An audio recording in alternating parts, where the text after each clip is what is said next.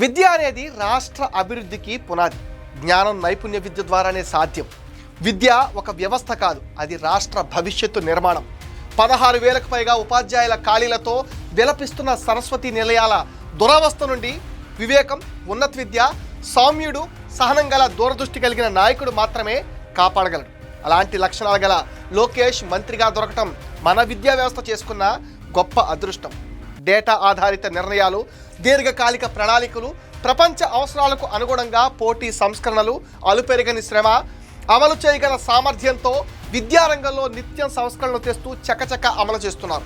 ఏడాదిలోనే కోర్టుకు వెళ్ళి సమస్యలు కొలిక్కి తెచ్చి మెగా డిఎస్సి ద్వారా 16,000కు పైగా ఖాళీలు భర్తీ చేస్తున్నారు.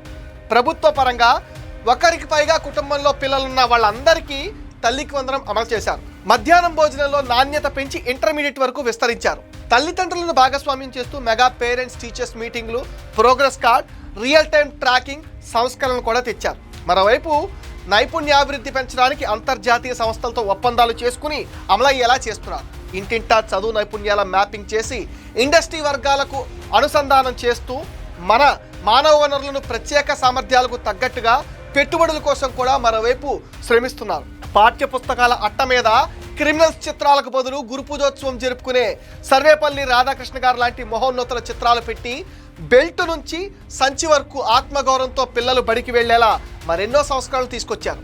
తెలుగు రాష్ట్రాల చరిత్రలో మొట్టమొదటిసారి విద్యా వ్యవస్థకు అదృష్టం పట్టింది. లోకేష్ గారి దూరదృష్టితో కూడిన నాయకత్వం మరియు అలుపెరగని కృషి రాష్ట్ర భవిష్యత్తుకు బలమైన పునాది వేస్తున్నాయి.